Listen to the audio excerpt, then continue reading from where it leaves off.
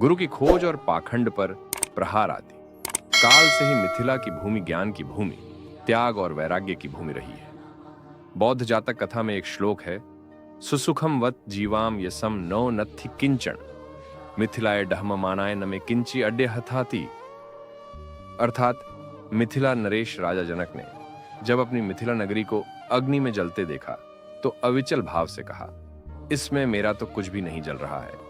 भगवान श्री कृष्ण भी गीता में मिथिला नरेश जनक के आसक्ति रहित भाव का वर्णन करते हुए अर्जुन से कहते हैं, कर्मणैव हि संसिद्धि मास्थिता जनकादयः लोक संग्रह मेवापि संप्ष्यणकतुमर्हसि। अर्थात हे अर्जुन, जिस तरह से जनक जैसे ज्ञानी राजाओं ने आसक्ति रहित होकर केवल नियत कर्मों को करने से ही सिद्धियों को प्राप्त किया, उसी तरह सामान्य जनों को शिक्षित करने की दृष्टि से तुम्हें भी कर्म करना चाहिए। भगवान श्री कृष्ण कहते हैं, सामान्य जनों को शिक्षित करने की दृष्टि से, अर्थात सामान्य जनों को शिक्षित करने के उद्देश्य से जिस तरह के कर्म करने चाहिए, उस आसक्ति रहित कर्म का उदाहरण देने के लिए उन्होंने मिथिला नरेश जनक का उदाहरण प्रस्तुत किया। मिथिला राज्य आदि काल से ही वीतरागियों कर्म योगियों की प्रयोगशाला रहा है। वेदव्यास के 4 प्रमुख शिष्यों में से एक व पूर्व मीमांसा के प्रवर्तक जैमिनी से लेकर सांख्य दर्शन के प्रवर्तक कपिल, न्याय दर्शन के प्रवर्तक गौतम, वैशेषिक दर्शन के प्रवर्तक कणाद और शतपथ ब्राह्मण के प्रवर्तक याज्ञवल्क्य की जन्मभूमि और कर्म भूमि मिथिला नगरी ही रही है। ऋग्वेद में विदेह राजर्षियों की चर्चा है। जैन व बौद्ध साहित्य के अध्ययन से भी इसकी जानकारी हमें मिलती है कि मिथिला के अर्षि से लेकर राजा तक ने आत्मचिंतन के जरिए ज्ञान की प्राप्ति की और फिर उसे संपूर्ण मानवता पर लुटाया। इसीलिए मिथिला के आशु बचपन से ही आध्यात्मिक ज्ञान की तलाश में जुटे थे और उनकी बहन की मृत्यु ने तो वैराग्य को भी उनके भीतर उत्पन्न कर दिया। वही वैराग्य जो दरभंगा में राज परिवार की चिता पर निर्मित श्यामा काली मंदिर परिसर में बांसुरी बजाते बजाते अक्सर उनके भीतर से व्यक्त हो जाया करता था और जिसे लेकर उनकी मां हमेशा चिंतित रहती थी। अध्यात्म और विदेही वैराग्य से आच्छादित मिथिला भूमि ने आशु के अंदर इसका बीज बचपन में ही रोपित कर दिया था। मां का भय सच निकला। एक दिन आशु ने बिना किसी को बताए ही घर छोड़ने का निर्णय ले लिया और फिर निकल पड़े उस पथ पर जो अनजाना है, लेकिन जिसे जानने के बाद फिर जानने को कुछ शेष नहीं रहता है। ज्ञान की तलाश में दरभंगा से निकलकर आशु पवित्र नगरी हरिद्वार पहुंचे।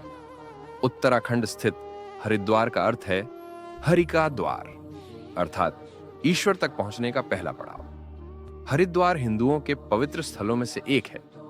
समुद्र तल से करीब 3000 मीटर की ऊंचाई पर स्थित गौमुख गंगोत्री हिमनद से पवित्र गंगा नदी निकलती है। गौमुख से लगभग 250 किलोमीटर की यात्रा कर गंगा नदी हरिद्वार में ही सर्वप्रथम मैदानी इलाके में प्रवेश करती है। यही कारण है कि हरिद्वार को गंगा द्वार भी कहा गया है। हिंदू पौराणिक कथाओं के अनुसार समुद्र मंथन के समय भगवान विष्णु का वाहन गरुड़ जब अमृत का कलश लेकर उड़ रहा था तो अमृत की कुछ बूंदें छलक कर पृथ्वी पर गिर पड़ी।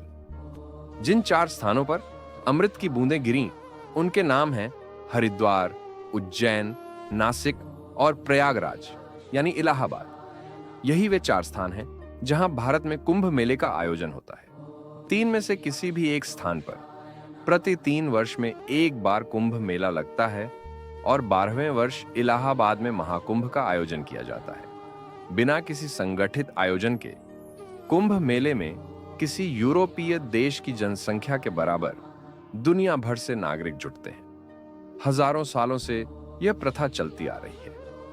हरिद्वार में गंगा नदी पर स्थित हर की पौड़ी के बारे में मान्यता है कि वहां भगवान विष्णु ने एक पत्थर पर अपने पद चिन्ह छोड़े हैं, जो आज भी हर की पैड़ी में एक दीवार पर स्थापित है। उस दीवार को गंगा माता छू कर निकलती हैं। यह भी कहा जाता है कि जिस स्थान पर अमृत की बूंदें गिरी थीं, वही स्थान हर की पैड़ी है। हर की पैड़ी को ब्रह्मकुंड भी माना जाता है।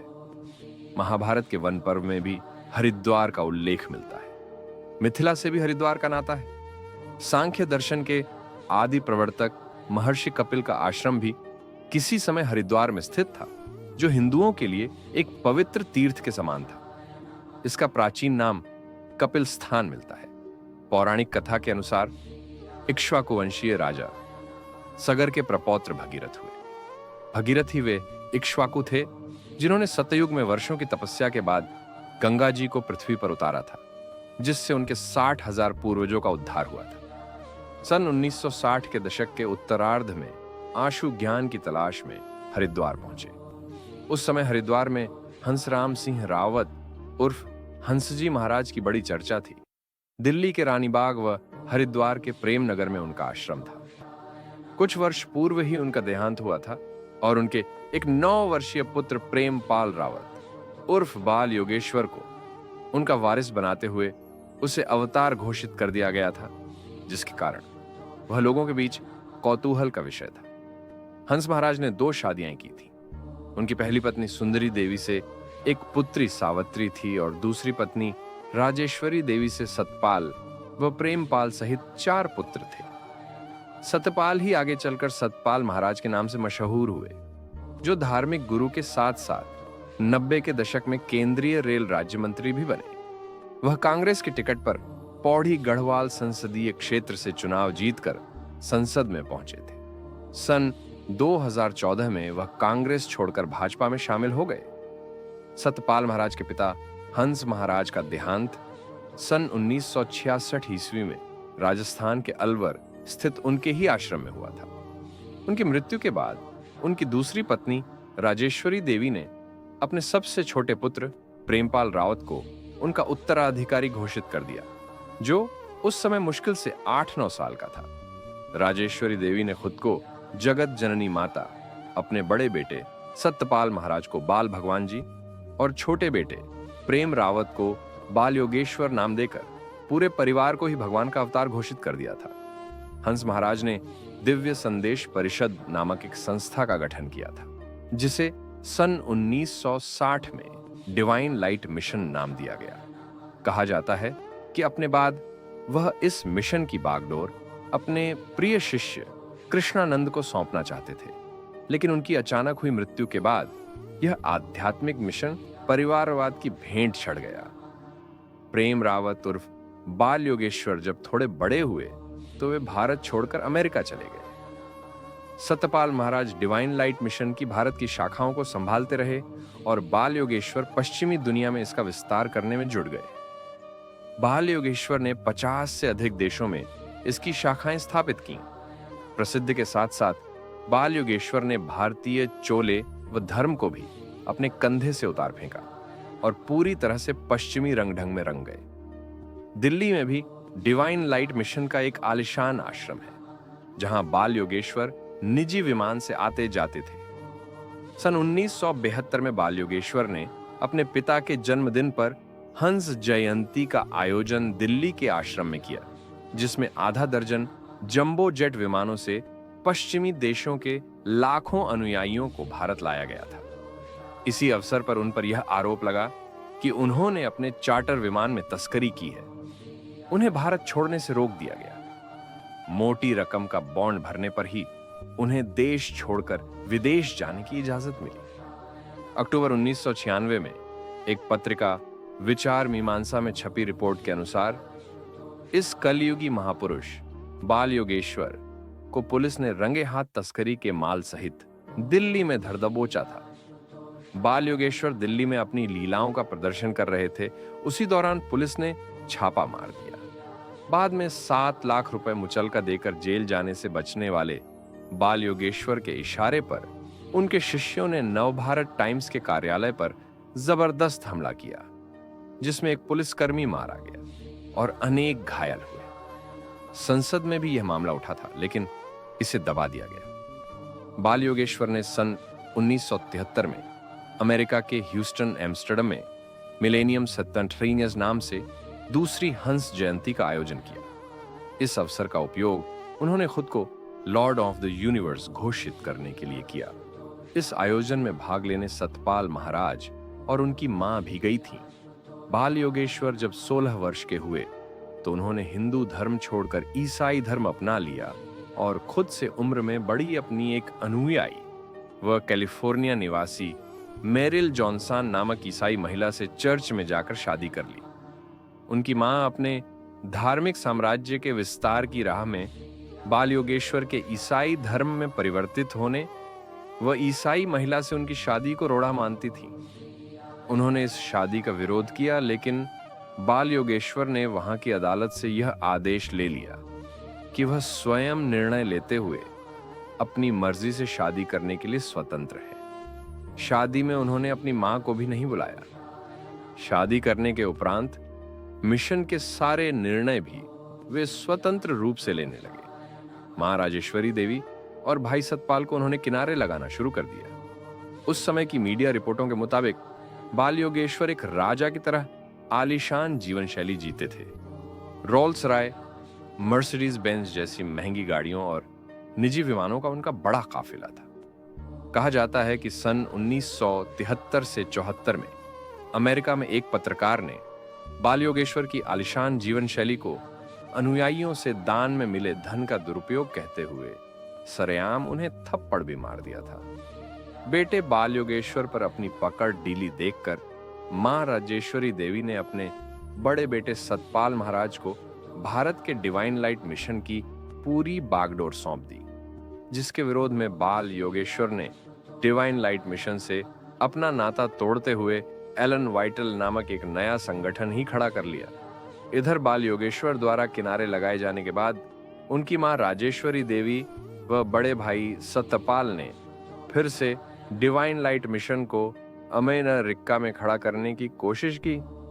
पश्चिमी दुनिया के अनुयायियों व उनका दान अभी भी बाल योगेश्वर को ही जा रहा था। डिवाइन लाइट मिशन की भारतीय शाखा में पश्चिमी दान आना लगभग बंद सा हो गया था। राजेश्वरी देवी ने सार्वजनिक रूप से यह घोषणा कर दी कि उन्होंने बाल योगेश्वर को डिवाइन लाइट मिशन से बाहर कर दिया है, क्योंकि वह जो जीवन जी रहा है वह धर्म विरुद्ध है। उसने उनको धोखा दिया है। राजेश्वरी देवी ने डिवाइन लाइट मिशन के बहुत सारे पदाधिकारियों को बाहर कर बाल योगेश्वर के पर कतरने चाहे, लेकिन वह अपने पश्चिमी अनुयायियों को लेकर पहले तो डिवाइन लाइट मिशन के नाम पर इस धार्मिक साम्राज्य को आगे बढ़ाता रहा, लेकिन जब पारिवारिक टकराव बहुत अधिक बढ़ गया तो उसने मां भाई से अलग होते हुए एलन वाइटल नामक संगठन को खड़ा कर लिया। बाल योगेश्वर की संस्था की पूरी कमान उसकी पत्नी मेरिल जॉनसन, उसके साले राजा जी व साली क्लाउडिया के हाथ में थी। अपने पश्चिमी अनुयायियों की वजह से बाल योगेश्वर पत्नी साला साली के साथ एक आलीशान जीवन जी रहा था। बाल योगेश्वर ने कैलिफोर्निया के मलिबू व फ्लोरिडा के मियामी समुद्र तट पर विशाल 5 स्टार आश्रम का निर्माण भी कराया था। सन 1977 में प्रेम रावत उर्फ बाल योगेश्वर ने पूरी तरह से अमेरिकी नागरिकता ले ली। सन 2001 में उसने फिर से प्रेम रावत फाउंडेशन नामक एक नई संस्था बनाकर अध्यात्म का नया कारोबार खड़ा करने की कोशिश की। डिवाइन लाइट मिशन की अवंती के कारणों का उल्लेख करते हुए कई अमेरिकी समाजशास्त्रियों ने इसे अध्यात्म पर पारिवारिक वर्चस्व की लड़ाई का परिणाम बताया। समाजशास्त्रियों ने यह भी लिखा कि भौतिक चकाचौंध में प्रेम रावत उर्फ बाल योगेश्वर धीरे धीरे अपना करिश्मा खोता चला गया। पूरब के गुरु की पवित्रता का भाव उसके अंदर नष्ट हो गया और पूरब की आध्यात्मिकता की जगह उसने पश्चिमी ईसाईयत को अपना लिया, जो पहले से ही पश्चिम में था। आय आशु एक परिव्राजक के रूप में रह रहे थे। संस्कृत, हिंदी, अंग्रेजी, जर्मनी, फ्रेंच सहित अनेक भाषाओं पर उनके धारा प्रवाह शैली में बोलने, तर्कशील होने और वेद उपनिषद गीता का ज्ञान होने के कारण राजेश्वरी देवी एवं उनके पूरे परिवार ने आशु का फायदा उठाने की कोशिश की। कहा जाता है कि बाल योगेश्वर को 1969 में ब्रिटेन से प्रवचन के लिए पहली बार बुलावा आया था, लेकिन बाल योगेश्वर ने अपनी जगह आशु को वहां भेज दिया था। आशु ब्रिटेन में डिवाइन लाइट मिशन के प्रतिनिधि के रूप में काफी प्रसिद्ध हुए, जिसके बाद बाल योगेश्वर ने उन्हें भारत बुला लिया। शायद बाल योगेश्वर को यह डर सताने लगा था कि आशु उनसे कहीं आगे न निकल जाएं। डिवाइन लाइट मिशन से बाल योगेश्वर के अलग होने के बाद राजेश्वरी देवी व सतपाल महाराज के पास विदेश में अपने अनुयायियों को जोड़े रखने का कोई जरिया नहीं था। उन्हें ध्यान आया कि बाल योगेश्वर की जगह आशु ने ब्रिटेन में किस तरह से डिवाइन लाइट मिशन को बुलंदियों पर पहुंचाने का कार्य किया था। इसलिए उन्होंने आशु को डिवाइन लाइट मिशन के अमेरिकी प्रतिनिधि के रूप में नियुक्त किया और उन्हें अमेरिका भेज दिया, जहां वे काफी समय तक रहे। दिव्य ज्योति जागृति संस्थान के प्रवक्ता विशालानंद जी के अनुसार जनवरी 2014 में जब श्री आशुतोष महाराज जी समाधि में गए तो मीडिया में सतपाल महाराज ने अपने साथ महाराज जी की जो तस्वीर जारी की वह उस समय की तस्वीर है जब महाराज जी ज्ञान की तलाश में उनके मिशन से जुड़े थे। सतपाल महाराज महेश झा नाम से महाराज जी के पासपोर्ट की जो छाया प्रति दिखाते हैं वह भी तब की है जब उन्होंने अपने मिशन के प्रचार के लिए महाराज जी को अमेरिका भेजा था। महाराज जी ने राजेश्वरी देवी व उनके पुत्रों द्वारा संचालित डिवाइन लाइट मिशन में अपना मूल नाम छिपाकर महेश झा नाम से प्रवेश लिया था और उन लोगों ने वहां महाराज जी का नाम बदलकर वेद प्रवक्तानंद रख दिया था। महाराज जी शुरू में ज्ञान की तलाश में जिन जिन संस्थाओं में गए वहां वहां उन्होंने अलग अलग नाम बताया और सभी संस्थानों को परखने के बाद उन्होंने यही पाया कि उन जगहों पर धर्म नहीं, सिर्फ धर्म का कारोबार चल रहा था। 1970 के दशक में आशु अमेरिका में डिवाइन लाइट मिशन के कार्य को आगे बढ़ा तो रहे थे, लेकिन देख रहे थे कि जिस ज्ञान की तलाश में वे हैं वह यहां दूर दूर तक नहीं है। मनुष्य के अंदर जिस दिव्य ज्योति की जागृति के नाम पर इस मिशन को खड़ा किया गया है उसका यहां दूर दूर तक अभाव है। दिव्य ज्योति अनुभव की जगह केवल शब्दों में ही साकार है। यहां शाश्वत सनातन ब्रह्म की केवल बातें हो रही हैं, जबकि ज्ञान की उपलब्धि किसी के पास नहीं है। अध्यात्म यहां मात्र धन कमाने का साधन अथवा व्यापार बनकर रह गया है। आशु का जी यहां से उचट रहा था और वे किसी भी तरह भारत लौटकर हिमालय की कंदराओं में खो जाना चाहते थे। यहां भीड़ थी, प्रसिद्धि थी, नाम था, पैसा था, लेकिन शांति दूर दूर तक नहीं थी। बीटल्स बैंड के फैब 4 में से एक संगीतकार जॉर्ज हैरिसन 1970 के दशक में शांति की तलाश में अमेरिका आए हुए थे। सन 1960 के दशक में बीटल्स बैंड ने पूरे यूरोप में धूम मचा दी थी। इंग्लैंड के लिवरपूल में George Harrison, John Lennon, Paul McCartney एवं रिंगो स्टार नामक 4 दोस्तों ने मिलकर इस इंग्लिश रॉक बैंड की शुरुआत की थी। सन 1962 से लेकर 1969 तक बीटल्स बैंड के संगीत का जलवा पूरे यूरोप और अमेरिका में छा गया था। कहते हैं ना कि सफलता हर किसी को नहीं पचती। एक साथ करीब आधा दर्जन एल्बम हिट होने के बाद ऊंचाई की जगह यह बैंड अवनति की ओर लुढ़कने लगा। सन 1970 में बीटल्स बैंड टूट गया। चारों दोस्तों ने करियर बनाने के लिए अलग अलग राह पकड़ ली। यही वह दशक था जब अमेरिका के जनमानस को भारतीय अध्यात्म मथ रहा था। 1970 के दशक में भारत का डिवाइन लाइट मिशन, स्वामी प्रभुपाद का कृष्ण भावनामृत संघ इस्कॉन, महर्षि महेश योगी का भावातीत ध्यान भौतिकता से उगता अमेरिकी युवा को प्रभावित कर रहे थे। अमेरिका की धरती को भावातीत ध्यान से परिचित कराने वाले महेश योगी बीटल्स बैंड व एड बीच बॉय के गुरु के रूप में बेहद चर्चित हो चुके थे।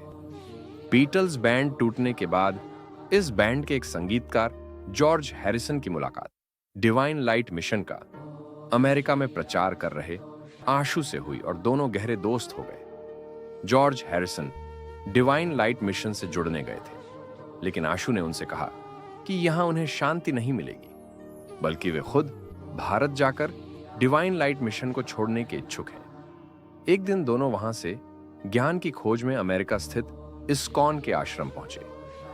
डिवाइन लाइट मिशन के प्रचारक होने के बावजूद सच्चे ज्ञान की तलाश में आशु नए नए संप्रदाय, संस्थाओं, ध्यान विधियों और गुरुओं को आजमा रहे थे। भक्ति वेदांत स्वामी शील प्रभुपाद सन 1965 में अमेरिका पहुंचे और वहां अंतरराष्ट्रीय कृष्ण भावनामृत संघ इस्कॉन की स्थापना की, जिसमें देश विदेश के लोग जुड़ते चले जा रहे थे। शील प्रभुपाद ने भारत छोड़ने से पूर्व केवल एक शिष्य को दीक्षित किया था, लेकिन अमेरिका पहुंचते ही उनके शिष्यों की संख्या लगातार बढ़ने लगी। प्रभुपाद कोलकाता के एक वैष्णव परिवार से ताल्लुक रखते थे।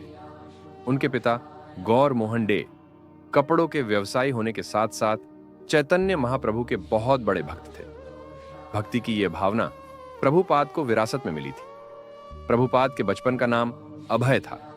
उनके गुरु का नाम भक्ति सिद्धांत सरस्वती ठाकुर था, जिसे प्रभुपाद ने पहले पहले एक कपटी साधु मान लिया था। इसीलिए प्रभुपाद ने सिद्धांत सरस्वती ठाकुर से पहली मुलाकात में ही काफी तर्क वितर्क किया था।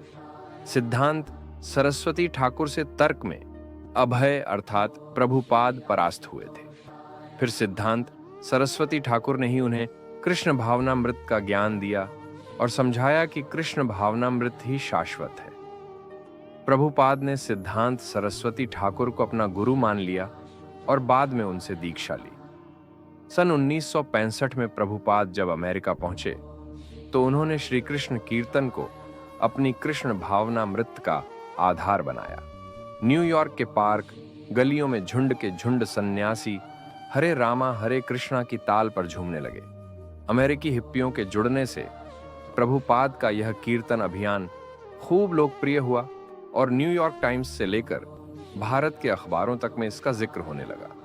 उस समय अमेरिका में ही मौजूद आशु के कानों तक भी कृष्ण भावनामृत की गूंज पहुंची और उन्होंने प्रभुपाद से मिलने का निर्णय लिया। लेकिन इस्कॉन पहुंचकर उन्हें निराशा हाथ लगी। प्रभुपाद ने न्यूयॉर्क के जिस लोअर ईस्ट साइड से इस अभियान की शुरुआत की थी, वह धीरे धीरे भौतिकतावाद से उकताए हिप्पियों का अड्डा बनता जा रहा था। धन वैभव को छोड़कर हिप्पी युवा शांति की तलाश में उस सस्ती बस्ती को अपना ठिकाना बना रहे थे और पार्क गलियों में श्री कृष्ण कीर्तन कर मानसिक तलाश की खोज कर रहे थे। आशु को लगा कि यह तो एक अन्य तरह का नशा है, इसमें ज्ञान कहां है। पहले युवा नशा और भौतिकतावाद की शरण में थे, अब भक्ति के नाम पर संगीमतमय उन्माद की शरण ले रहे हैं। यह सिर्फ एक अति से दूसरी अति पर छलांग है, शांति या आनंद नहीं। आशु बचपन से तार्किक थे और जर्मनी से लेकर अमेरिका तक उन्होंने लगातार अपने तर्कों का लोहा मनवाया था। हाथ में माला फेरने और भजन पर नाचने गाने से आशु को संतुष्टि नहीं मिली और वह इस्कॉन छोड़कर निकल गए। इसके बाद भी वह कई धार्मिक गुरुओं और संस्थाओं में गए, वहां रहे, लेकिन उन्हें वास्तविक ज्ञान की झलक कहीं नहीं मिली। उन्होंने सभी जगह धर्म के नाम पर छल प्रपंच और कारोबार देखा। उन्होंने जॉर्ज हैरिसन से कहा, मैं तो यहां से सीधे भारत जा रहा हूं और वहां से हिमालय की ओर प्रस्थान करूंगा, क्योंकि जिस वास्तविक गुरु की तलाश मैं कर रहा हूं वह अभी तक मुझे नहीं मिल सका है। जॉर्ज हैरिसन अमेरिका में ही रह गए और आशु वहां से भारत के लिए प्रस्थान कर गए। बाल योगेश्वर से चोट खाने के बाद उनकी मां अपने बड़े बेटे सतपाल महाराज के साथ हरिद्वार में डिवाइन लाइट मिशन को नए सिरे से खड़ा करने की कोशिश में जुटी थी। डिवाइन लाइट मिशन की उन्नति के 8 साल निकल चुके थे और बाल योगेश्वर के हटने के बाद यह मिशन धीरे धीरे दम तोड़ने लगा था। आशु ने अमेरिका में इसे बहुत हद तक खड़ा करने का प्रयास किया, लेकिन धर्म का यह पारिवारिक व्यवसाय उन्हें रास नहीं आया। उन्हें तो वास्तविक गुरु और ज्ञान की तलाश थी। सतपाल महाराज, बाल योगेश्वर और उनकी माता में उन्हें दूर दूर तक गुरु के दर्शन नहीं हुए। सतपाल महाराज ने धीरे धीरे राजनीति की ओर भी देखना शुरू कर दिया था। धर्म व राजनीति का अच्छा खासा घालमेल उनके मिशन का हिस्सा बनता जा रहा था। सतपाल महाराज ने अपने एक दूसरे छोटे भाई भोले महाराज को भी धर्म के पारिवारिक धंधे में उतारा। कालांतर में सतपाल महाराज ने मानव उत्थान सेवा समिति बना ली और भोले महाराज ने हंसलोक नाम से अपना नया संगठन खड़ा कर लिया। सतपाल महाराज व उनके पूरे परिवार का धर्म राजनीति के बीच का घालमेल अभी भी जारी है। चुनाव लड़ने, चुनाव हारने जीतने, केंद्र सरकार में राज्य मंत्री बनने, नए संस्थान बनाने, पार्टी बदलने, आर्षिकेश आश्रम में अतिक्रमण, इलाहाबाद आश्रम में हत्या जैसी कई खबरें सतपाल महाराज से जुड़ती चली गईं। आशु अमेरिका से जब हरिद्वार पहुंचे तो उन्होंने लक्ष्य से भटक चुकी संस्था को छोड़ने के उद्देश्य से सतपाल महाराज से मुलाकात की और मिशन छोड़ने की इच्छा जाहिर की। सतपाल महाराज व उनकी माताजी पहले ही आशु से नाराज थीं। अमेरिका में फिर से अच्छा खासा डिवाइन लाइट मिशन खड़ा होने लगा था, लेकिन आशु उसे बीच में ही छोड़कर भारत लौट आए थे। उनके जैसा तर्कशील दुनिया की हर भाषा में अपनी बातों को जनता तक पहुंचाने वाला दूसरा प्रचारक डिवाइन लाइट मिशन के पास कोई दूसरा नहीं था। धीरे धीरे डिवाइन लाइट मिशन की ज्योति बुझती चली गई। आशु सच्चे ज्ञान की खोज में डिवाइन लाइट मिशन में कई साल रहे, लेकिन वहां उन्होंने ज्ञान की जगह धर्म, धन और राजनीति का कॉकटेल देखा। सतपाल महाराज का पूरा परिवार आशु की शास्त्र अर्जित विद्वता व तर्कशीलता के कारण उन्हें वहां से जाने नहीं देना चाहता था। आशु का वहां से मोह भंग हो चुका था। आशु के लिए शास्त्र के शब्द तब तक प्राणविहीन थे जब तक कि उसमें अनुभूति की सुगंध न हो। भारी भरकम शब्दों में कैद परमात्मा उनके अंतरतम में प्रकट नहीं हो रहा था। परमात्मा की प्यास बुझाने में शास्त्र और तर्क असमर्थ थे। आशु को साक्षात ईश्वर की तलाश थी, लेकिन सतपाल महाराज के पूरे परिवार ने स्वयं को ही ईश्वरीय अवतार घोषित कर रखा था। आशु को ब्रह्म ज्ञान की तलाश थी, इसलिए उस घुटन भरे माहौल से मुक्त होकर वह हिमालय की ओर प्रस्थान कर गए।